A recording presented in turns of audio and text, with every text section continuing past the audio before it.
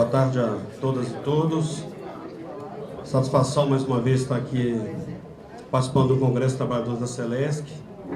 Eu acho que é uma experiência muito interessante, porque poucos sindicatos, talvez seja por essas conquistas que vocês apresentaram aqui no início, quando o Diogo estava falando dos seminários regionais, né?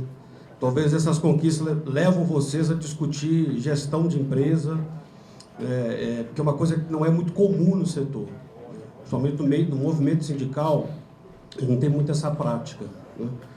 E também, eu acho que esse congresso, ele passa a ter uma expressão política muito importante, não só para os trabalhadores aqui, para a direção da empresa, mas também para outros sindicatos do setor elétrico, né? Como a gente fazer um congresso que consegue, através das deliberações desse congresso, vincular atuações dos sindicatos nesse tema da gestão da empresa, né, do mundo do trabalho, ou seja, vincular a atuação dos conselheiros de administração. Eu estou no Conselho de Administração da CEMIG desde 2003, e lá nós não temos eleição para o Conselho de Administração. Lá a empresa, quando ela estava sendo privatizada, e aí nós revertemos a privatização com o governo do Itamar Franco, que assumiu o compromisso de pautar a CEMIG nas eleições, e assumiu também compromisso com os sindicatos e trabalhadores de disponibilizar uma vaga do governo como acionista majoritário no Conselho de Administração da CEMIG para os trabalhadores. Então, é um processo meio que indicação do sindicato e concordância da empresa para onde observa o perfil dos nomes que são indicados. É quase uma espécie de lista tríplice. Mas o fato é que o indicado, ele tem uma vantagem, porque a pessoa que é indicada é sempre indicada pelo sindicato e nunca perde o vínculo, né? Nós fazemos daquele espaço ali de atuação um espaço também de qualificar a atuação do próprio sindicato, na mesa de negociação, sobre PLR, sobre acordo coletivo, sobre questões institucionais, sobre a defesa da empresa. Mas nos falta muito, eu acho que não só lá na CEMIG, mas principalmente para outros conselheiros de administração que estão aí, sendo eleitos para o setor elétrico federal, criar esse vínculo, né, do que é deliberado, criar um congresso, né, e amarrar a atuação do conselheiro com o que está sendo deliberado, discutido no congresso. Eu acho que isso dá um vínculo maior dos trabalhadores, interferir no processo de gestão das empresas, interferir na atuação do Conselho de Administração, das deliberações do Conselho. Então, vocês estão, mais uma vez, de parabéns pela realização do 9º Congresso. Eu quero parabenizar aqui o conselheiro de administração, a Intersindical e a Intercel e as outras entidades que estão organizando esse evento. Bom, eu falei com o Daniel aqui que ele está falando pela primeira vez, né? Porque é comum ele falar para a gente sobre essa questão regulatória nos vários fóruns. Aí nós aprendemos com ele, então fiquei assim, por que eu vou falar? Porque, né, grande parte das coisas que o Daniel falou aqui, nós acabamos produzindo, porque figurinha carimbada dos nossos eventos para poder discutir essa questão regulatória. Mas pegando um pouco, não a questão regulatória em si, mas a relação dela com o mundo do trabalho, eu acho que nós temos uma diferença em relação a outras categorias, né? Porque as relações de trabalho são muito pautadas pelas políticas econômicas, se tem crise, se tem crescimento, ou seja, pelas próprias condições políticas, se um governo mais democrático, popular, ou se é um governo mais fechado, a capacidade de mobilização, ou seja, a correlação de força, como que fica, a situação das empresas. Nós estamos, acho que não só os trabalhadores do setor elétrico, mas grande parte dos trabalhadores mundo afora, cada vez mais são dependentes das situações das empresas para poder arrancar alguma coisa. Se tem uma situação de lucro, as concessões das empresas elas são mais fáceis da gente obter, né, algumas conquistas. Por outro lado, também, se o setor está muito ruim, você tem uma dificuldade muito grande. O próprio papel do Estado, acho que interfere muito nas condições nossas das negociações, dos acordos e das relações de trabalho. As estruturações produtivas e organizacionais também interferem muito. Mas, além dessa, nós temos muito forte no setor elétrico, que é essa regulação. Ou seja, a regulação, além dessas questões que interessam, que determinam, de uma certa forma, a relação de trabalho para o conjunto da classe trabalhadora aqui, em qualquer outro lugar do mundo, as regulações para o setor elétrico nos faz uma categoria completamente diferente das demais. Não só a regulação que diz respeito à distribuição, mas o próprio marco legal do setor elétrico, que está abrangido pela Lei 8987/95, que é a lei que trata das concessões. Nós temos lá o artigo 25, parágrafo 1º, que o Fernando Henrique Cardoso elaborou essa lei, onde diz que pode ser desenvolvida atividades de terceiros para serviços inerentes, complementares e acessórios. Então, assim, além da própria regulação da ANEEL, nós temos também, no marco legal que estabelece as condições de atuação das empresas com serviços concedidos, nós temos isso aí. Eu quero chamar a atenção, porque grande parte das ações civil pública que os Ministérios Públicos do Trabalho têm ingressado contra a terceirização, embasado no enunciado 331 do TST, que impede terceirização em atividades fins, o TST tem dado vários ganhos de causa nessas ações. Ganhamos na CELG, agora, na primeira instância, a CELG de Goiás, agora, na primeira instância, ganhamos aqui no Paraná, do lado. Ganhamos na CEMIG, na segunda instância.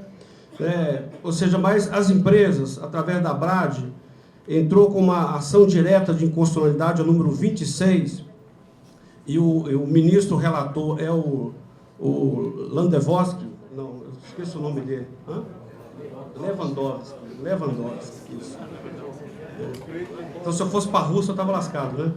Então, ele é o relator dessa ADI da BRAD, onde diz que a lei de concessões, o artigo 1º, o parágrafo 1º, artigo 25, ela vale mais do que o enunciado 331. E o STF deu agora, recente, semana passada, um termo chamado repercussão geral, significa assim, é importante e vai entrar na pauta, um questionamento de várias empresas a partir de uma ação também civil pública da Senibra Celulose de Minas Gerais, um sindicato muito pequeno que fez a denúncia, e o Ministério Público do Trabalho entrou com essa ação civil pública e deu repercussão geral, e o debate que houve entre os ministros da STF foi dizendo que o artigo 1º da Constituição, que estabelece a livre iniciativa das empresas para poder fazer contratos, também abrange contratos de serviços fim e contratos de serviço meio. Teve uma posição lá, um debate dentro do STF, o relator, o Lewandowski, ele foi contrário, o que é um bom sinal, que quando chegar a ADI 26 da BRAD, pode ser que ele mantenha, mas grande parte dos outros ministros concordaram em entrar em pauta, e muito em cima desse artigo 1º da Constituição. O que significa que toda aquela luta que as centrais sindicais fizeram para impedir a votação do PL 4330, se passa em cima desse entendimento que o artigo 1º da Constituição vale sobre o enunciado 331 do TST, derruba não só o enunciado contra a Lei 8987, então a Lei 8987 vai prevalecer, porque nós estamos achando que vem primeiro essa decisão, então a ADI já vai ganhar de lambuja, mas também o STF vai estar regulamentando a terceirização do nosso país. Acabando de uma vez por todas com o enunciado 331. E aí, nós que não queríamos que votasse o PL 4330 no Congresso, quem não vai querer agora são os empresários, que vão estar com o STF, uma decisão da Suprema Corte desse país, dizendo que o enunciado 331 não vale e que, portanto, a terceirização em atividade meio, atividade fim, é uma coisa que pode ser feita país afora. São 17 milhões de terceirizados no nosso país. Então, eu acho que, voltando aqui, além dessa questão da das questões gerais aqui, política econômica, a situação das empresas, a regulação tem afetado muito. E aí, até 93, quando tinha a equalização tarifária, que era a remuneração pelo custo, não vivíamos muita pressão direta dos trabalhadores, ou seja, vindo da regulação. Não tínhamos as empresas dizendo no acordo coletivo, nas nossas campanhas salariais, que tinha uma revisão tarifária, que existia uma empresa de referência e que, portanto, não poderia conceder ganho real, né, que, portanto, não poderia conceder novos benefícios. Até 93, esse tipo de pressão nós não sofremos. De 93 para cá, começamos a ter várias pressões. Ou seja, a hora que começa a fazer a energia com a desequalização e começa a fazer o custo da energia por concessão, além dessa questão que o Daniel falou, que para o consumidor é muito injusto, e aqui eu quero abrir de novo um parêntese, ou seja, não é só que é mais caro a energia para essas regiões onde tem uma densidade demográfica muito baixa e com uma extensão da concessão muito extensa e com diferenças sociais dentro da concessão muito grande. É também condenar regiões que o custo da eletrificação não foi bancado por todos os consumidores brasileiros a não ter condição de se desenvolver economicamente. Porque sem energia, dificilmente essas regiões vão desenvolver. Se você condenar com um estado igual o Pará, né, que quem tem que bancar o custo para construir linhas de 138 kV, sejam apenas os consumidores dessa região, é condenar esses consumidores a não ter acesso, a não ter condição, a toda a população, não só aos consumidores que não vão aguentar pagar pelas condições sociais daqueles estados, mas também condenar a dificilmente a gente conseguir um desenvolvimento econômico e social regional para o nosso país. Então, eu acho que isso é uma questão séria, né? Ou seja, essas regiões, né, diferente do Sul e do Sudeste, que quem bancou a eletrificação foram todos os consumidores brasileiros, deixar agora só para eles fazer esse tipo de coisa, isso não é justo, né? A ANEEL sempre fala de um de equalização que nunca saiu. Nós vamos fazer um fator de equalização, voltar atrás, eu acho que não tem condições políticas para isso, né? Eu acho que nem condições políticas, nem o funcionamento do setor permite, né? Porque hoje a questão da eficiência ficou muito forte, né? E um dos motivos da desequalização tarifária, além de dizer que era muito ineficiente, porque embutiam custos, né, que não tinham controle direto pela sociedade, colocava um custo, você fazia um rateio, todos os consumidores brasileiros pagavam, acaba que se diluía naqueles que pagavam menos, né? Então ficava uma coisa ali muito média. Além disso, teve também a questão do lucro, porque com a privatização, e começou a privatizar as concessões, se você deixa que uma empresa privada continua atuando e o custo sendo o custo médio, ou seja, eles iam botar ali o lucro para os consumidores terem que pagar. Então, eu acho que não é justo mais, né, voltar com o serviço pelo custo. Não tem condições mais.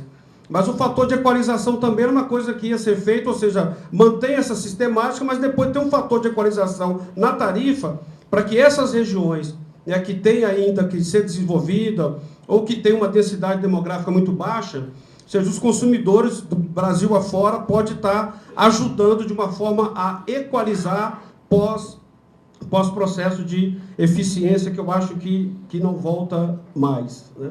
Então, no primeiro ciclo tarifário, né, nós começamos a deparar com as notas técnicas, né, todas as notas técnicas passaram a vir para as negociações coletivas, e nas notas técnicas, engraçado que tinha lá, não só dizendo que o custo do pessoal era remunerado pelo IGPDI, e os nossos acordos coletivos, as empresas, todas elas ofereciam INPC, IPCA.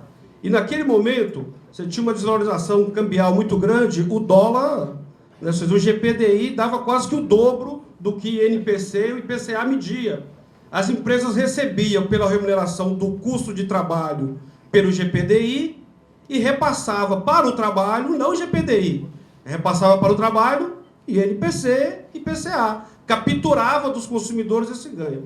Além disso, estava lá nas notas técnicas, ou seja, estabelecido como tinha que ser o trabalho dentro da empresa. Quantos trabalhadores que tinham que ter para cada atividade, o salário médio de trabalhadores para aquela atividade. Então, estabeleceram, através da regulação, o novo padrão de relação de trabalho. E as empresas foram se ajustando, porque a remuneração delas passaram a ser a partir do que a ANEEL determina, né? E também todas essas empresas têm que prestar conta para os seus acionistas. Não é à toa que no Conselho de Administração, né, todas as empresas apresentam lá remuneração do trabalho da distribuição, conforme regulamentação da ANEEL. Porque tem que mostrar isso para o acionista. Ninguém vai tirar do lucro, e a hora que poderiam fazer, nenhuma empresa vai tirar do lucro, já que não consegue ter na tarifa todo o custo remunerado, não vão tirar do lucro para poder compensar aquilo que a ANEEL não oferece na tarifa por custo do trabalho. O que é que elas fazem? Por que elas não fazem isso? Porque tem seus compromissos com os acionistas, grande parte delas tem ações em bolsa, grande parte delas precisam de buscar financiamento no mercado, então, portanto, estabelece nas diretrizes das empresas, nos planos diretores, no momento de orçamento, que o custo do trabalho vai ser remunerado conforme for remunerado pela Agência Nacional de Energia Elétrica nos processos de revisão tarifária. E aí, de lá para cá, nós tivemos situações onde, ainda no primeiro ciclo tarifário, o custo do trabalho estava todo lá. A ANEEL não considerava na nota técnica o custo de trabalhador terceirizado. Considerava na nota técnica como sendo todo mundo quadro próprio. Fazia uma comparação com o custo do trabalho no mercado e colocava na nota técnica que o custo do trabalho era todo como sendo quadro próprio. O que as empresas faziam? Além da remuneração que tem via WOC, a ANEEL estabeleceu a metodologia que é o seguinte: você vai ter remuneração por incentivo. Define a receita requerida para o ciclo tarifário, 4 ou 5 anos, então aquela receita é fixa. Não tem como aumentar aquela receita. Não vai aumentar. O PMSO está fixo. Como que as empresas fazem para poder, além do custo do capital que é remunerado, como que elas fazem para poder ter um ganho além do custo de capital que está remunerado? Elas atuam onde elas podem gerenciar, que é o PMSO. Então, o que as empresas fazem? Bom, para poder ter um lucro, elas vão lá, onde recebe na tarifa custo do trabalho como sendo quadro próprio, não contrata quadro próprio e contrata um terceirizado que tem um custo mais baixo, economia que ela faz, aumenta o seu lucro. Então, a remuneração por incentivo da ANEEL passou a ser, ou seja, dizer o seguinte: vai lá, atua, e como o PMSO, a maior parte do PMSO, em média 60%, 70% do PMSO ou seja, e é pessoal, essa despesa, então a mais significativa para as empresas atuar é sobre a despesa de pessoal. Então começaram ali a ver aonde poderiam economizar. E a terceirização é uma forma de economizar. Então os consumidores pagam para ter um serviço de quadro próprio, com qualidade, e recebem um serviço terceirizado. Em muitos lugares, a terceirização, como ganha muito pouco, fazendo gato, ganhando dinheiro, fazendo fraudes, ganhando dinheiro por fora para poder fazer ligações clandestinas, Mas isso passou a fazer parte, muito seriamente, de lá para cá. Bom, como tem sido a atuação dos sindicatos e da federação? Bom, nos anos 90, nós achamos o seguinte: bom, se tem lá, primeiro denunciamos IGPDI, que as empresas recebiam sobre a remuneração do pessoal, o IGPDI pagava INPC. Fizemos muitas denúncias, fomos para a ANEEL, isso acabou. A ANEEL mudou, logo no segundo ciclo tarifário, passou a remunerar o pessoal na tarifa pelo INPC e não mais IGPDI. Até porque nós começamos a buscar de volta. Eu lembro que na década de 90, num acordo nosso com a CEMIG, nós fomos lá: olha, vocês receberam do custo de pessoal sobre IGPDI e pagou INPC, agora nós queremos ganho real. E isso levou nós temos 4 anos de ganho real consecutivo. Então as empresas também não fizeram muito esforço para poder manter o GPDI, porque nós percebemos o que está acontecendo e fomos buscar essa diferença do que não recebemos, nos acordos coletivos seguintes. Então cancelou esse tipo de processo. Nós fomos para a ANEEL também para dizer para a ANEEL o seguinte: olha, o que está acontecendo? Vocês estabelecem na tarifa que tem que ser quadro próprio, mas deixa as empresas terceirizarem. né, vocês estabelecem aqui o que tem que, qual o número de trabalhador, qual que é a remuneração média, as empresas incorporam isso no plano de cargo, inclusive a empresa que faz, que é a maior consultora de plano de cargos para o setor elétrico, que é o Grupo Rei, é a mesma empresa que montou o banco de dados da ANEEL com os planos de cargo para servir de referência para colocar nas notas técnicas da revisão tarifária. Então, assim, bem fechadinho, para as empresas não saírem dessa amarração. Ou seja, a regulação interferindo também na progressão de carreira dos trabalhadores. Aí nós fomos lá, fazíamos várias críticas à ANEEL, a posição da ANEEL era uma só recorrente. Não vamos interferir na gestão das empresas. Gestão a gente não se mexe. Mas a qualidade está piorando por causa dessa gestão. Na gestão a gente não se mexe. Porque a agência foi criada, pessoal, né, para poder garantir o equilíbrio econômico e financeiro das empresas. Precisa atrair o capital privado para poder fazer os investimentos, criou a agência reguladora, ou seja, o governo não podia interferir mais. Né? O Lula mandou, em 2004, um projeto de lei chamado 3337, para alterar a gestão e o papel das agências reguladoras. Ou seja, vincular as agências que são autarquia de Estado, vincular as agências às políticas elaboradas pelos ministérios. A ANEEL vai se submeter à política elaborada pelo Ministério de Minas e Energia. Esse projeto não andou. O que houve de pressão em cima desse projeto, a Bolsa caiu. Olha, vocês querem tirar uma garantia das empresas que o investimento que elas estão fazendo aqui não vai sofrer grandes mudanças. Então, a ANEEL estabeleceu que era remuneração por incentivo e não quis muito interferir na gestão das empresas, porque senão seria interferir, né, no próprio sentido da existência da ANEEL, que era para poder não atuar e deixar as empresas funcionarem tranquilamente. E aí começou a vir, nos acordos de PLR, os indicadores regulatórios, DEC, FEC, passou a fazer parte dos indicadores dos nossos acordos de PLR. As metas do mesmo jeito. Todas as metas que a ANEEL pactuava com as empresas de DEC e FEC, passou a fazer parte dos acordos coletivos de PLR Brasil afora. Né? Nos primeiros momentos nós conseguimos segurar, né? Eu acho que ainda tinha uma margem, o OC não era esse que é hoje, né? Era maior, era 9,8, né? Então as empresas absorviam alguma coisa. À medida que a ANEEL aperta na remuneração do capital, as empresas, nas negociações de acordo coletivo de PLR, pois agora é meta regulatória e acabou. Não tem margem mais para poder absorver alguma coisa que não seja aquilo conforme está determinado pela ANEEL. Nas audiências públicas, a nossa atuação era denunciando o fator X, questionando que a atuação da ANEEL não era democrática, ou seja, nós não temos condições, enquanto movimento sindical, de ter a mesma atuação que as empresas têm, inclusive na tarifa, elas são remuneradas para ter as suas áreas de regulação, né? Isso são áreas muito bem estruturadas, com bons técnicos, que estão permanentemente na agência reguladora, fazendo lobby, defendendo os interesses das empresas. Essa regulação não é democrática. Primeiro tem um tecnicismo que exclui a participação dos consumidores da sociedade e depois, no momento da decisão, nós somos excluídos. Então está faltando democracia. Né? Então começamos a perceber uma grande omissão por parte da ANEEL. Não adianta a gente achar que aquilo que está na nota técnica poderia nos servir para fazer com que as empresas cumprissem o que estava lá. Porque o que estava na nota técnica era um custo maior, mas para as empresas capturar por lucro. Né? Então nós começamos a perceber que, olha, vamos mudar a nossa atuação em relação à ANEEL. Né? E aí nós começamos a fazer várias denúncias. Né, de acidentes de trabalho que aumentaram significativamente no setor elétrico. Só para ter ideia, a média nós temos 835 mortes de trabalhadores de 2003 a 2013 no setor elétrico brasileiro. 835 mortes de trabalhadores, não é brincadeira.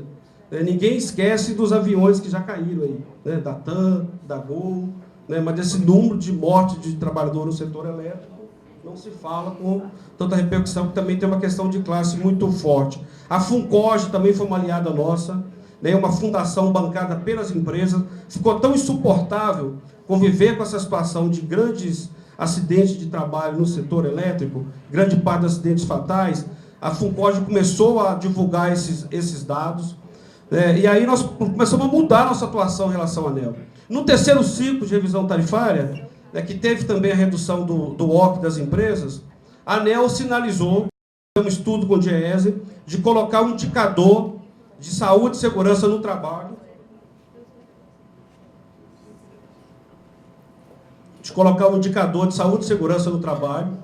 para poder entrar reduzindo o fator X, que era o fator de qualidade, ou seja, era o ganho de produtividade. Aquilo que as empresas economizariam com o custo do trabalho, teria que ser repassado para o consumidor no fator X para reduzir a tarifa. Era um fator que entraria reduzindo, né? E também o IASC, que é o Índice de Satisfação do Consumidor, entraria reduzindo. Eu sei que teve um ano que o IASC foi tão ruim que a ANEEL fez uma pesquisa, mas desconsiderou. Não vamos usar, porque entraria reduzindo a tarifa e a chadeira estava muito grande por parte das empresas, acabou que não entrou. Mas também não entrou no terceiro ciclo tarifário o indicador de saúde e segurança no trabalho. Então a ANEEL disse, olha, não vamos fazer, nas reuniões tivemos com o Nelson Rubner, o Daniel estava presente, ele disse, olha, não podemos comprar essa briga agora com as empresas. Já estamos reduzindo o OC das empresas, que é o custo médio ponderado de capital, não dá agora para colocar mais uma penalização para as empresas com esse indicador de saúde e segurança no trabalho, reduzindo a tarifa, né, porque não tem ambiente político para isso. E aí ficou a coisa do jeito que está. Bom, recentemente, no processo da MP 57, eu estou terminando aqui, meu tempo já está acabando, no processo da renovação das concessões, na MP 579, veio lá, além da MP 579, a MP 577, que diz muito a respeito às distribuidoras, né, porque pode-se fazer intervenção se os indicadores de qualidade, DEC e FEC, não estiver dentro do regulatório. Nós atuamos da seguinte forma, além de buscar um equilíbrio no MP, porque tem todas as consequências, principalmente para as geradoras e transmissoras, e basicamente para o Grupo Eletrobras e quem aderiu às concessões, nós atuamos da seguinte forma, ou seja, primeiro alterar o artigo 1º, nós achamos que, bom, se vai reduzir a receita das empresas, o que as empresas fazem? É reduzir o OC das empresas, elas vêm para cima do trabalho. Se vai reduzir a receita do Grupo Eletrobras, ela vai vir para cima com mais terceirização. Então vamos atuar lá, sempre atuando nas consequências. Vamos ver se a gente muda se tira esse artigo 1º aí, esse parágrafo 1º da lei de concessão. Não conseguimos. Depois tentamos colocar o seguinte, bom, não tem o critério de DEC e FEC para renovar a concessão das distribuidoras, que por sinal não saiu ainda. Já era para ter saído, não saiu. Né? E espero que a ANEEL não crie grandes surpresas, né, porque isso pode ser, mais uma coisa, ser repassada para os trabalhadores. Se as empresas não cumprirem os indicadores de qualidade, seja o DEC e o FEC, elas não vão renovar as concessões. Agora, se isso vem na lata, pegando o que foi os últimos anos, e se não dá um tempo para as empresas ajustarem, fazer os investimentos que tem que ser feito e buscar adequar para chegar nos indicadores de qualidade, conforme determina a ANEEL, né, e considerando que vai acabar os ciclos tarifários, então vai fazer um contrato de concessão, onde vai estabelecer essas bases para 30 anos de concessão para cada distribuidora, né, nós podemos passar para a seguinte situação, algumas distribuidoras não renovar suas concessões. E nós estamos passando isso agora na geração e transmissão. As distribuidoras devem começar agora, eu acho que o governo vai deixar para depois das eleições soltar isso, né? 2015, e quando começa a vencer também algumas concessões, parece que da Celesc, a concessão da distribuição da Celesc, acho que 2015, né? Então não saiu qual que é o critério de qualidade para renovar ou não. Se não renova as concessões, eu acredito que a Celesc vai renovar, né? Porque ficou entre as primeiras aí, né? Se não renova as concessões, como fica a vida dos trabalhadores? É o que está acontecendo agora com os trabalhadores da usina de Três Irmãos, que não renovou as concessões e foi para licitação. Ou seja, o que vai para a licitação são apenas os ativos físicos. Ou seja, são as redes, as subestações, os sistemas de informática. Os trabalhadores continuam. Imagina que a Celesc, imagine só, né? Tomara que não, eu acredito que não. Né? Mas muitas das distribuidoras vão passar para a situação. Não atingem os indicadores de qualidade. A ANEEL diz o seguinte, olha, não vai renovar a concessão, vai para a licitação. Vai escolher uma outra empresa, um outro concessionário para administrar a concessão. Mas os trabalhadores da Celesc tem contrato de trabalho com a Celesc, CGC e a Celesc. Só que a Celesc perde todos os seus ativos, né? Ou seja, a rede, a subestação, a concessão passa a ir para uma outra empresa, para outro concessionário. Nós achamos que isso é um absurdo. No mundo não existe isso. O consultor americano que veio aqui assessorar o governo na elaboração da MP 579, assim que o Dilma lançou a MP, depois nós fomos lá ver as apresentações na ANEEL, né, no Ministério de Minas e Energia, desculpa. E ele disse claramente o seguinte: a experiência internacional renova. Ou seja, está atendendo conforme o contrato de concessão, então renova automaticamente. Não tem essa coisa, justamente porque sabe das consequências para os trabalhadores. Né? Porque fica uma coisa assim, meio que o trabalho não é importante para manter a qualidade, o trabalho não é importante para a empresa. É a velha disputa de classe que a gente tem sempre. Ou seja, o trabalho é como se fosse aquela coisa que nunca está no centro, como disse aqui o Clemente, né? Na verdade, tem que estar no centro das decisões, né? Não só no centro do acesso, né? Então, é uma situação que para nós não tem paralelo no mundo, né? E é uma falha do modelo regulatório. Imagina numa usina, né? As concessões das usinas são por 30 anos. Belo Monte, por exemplo, né? Só tem aqueles acionistas para aquele empreendimento. Fez uma SPE, Sociedade de Propósito Específico, né? Terminou a concessão lá. Ou seja, os trabalhadores, daí a 30 anos, porque todas as concessões, a partir da Lei 10.432, não tem direito nem de pedir uma renovação. O que veio antes pode pedir renovação. Né? As usinas, as linhas de transmissão que estão sendo construídas depois da Lei de 2002, a Lei 10.432, vai direto para a licitação. Aí imagina um trabalhador, né, da usina de Belo Monte. Ele vai esperar 30 anos para ele ser demitido? Não vai. Né? Ele vai sair antes. Né? Porque ele, quando chegar a 30 anos, ele vai estar com a idade mais avançada, dificilmente ele vai conseguir, talvez, um outro lugar no mercado de trabalho. Então, a rotatividade no setor, nós achamos que ela vai aumentar significativamente. Se não rever esse absurdo que existe de fazer a licitação e não garantir automaticamente a renovação. E nós atuamos no Congresso para isso, com algumas emendas que nós elaboramos, através de alguns parlamentares.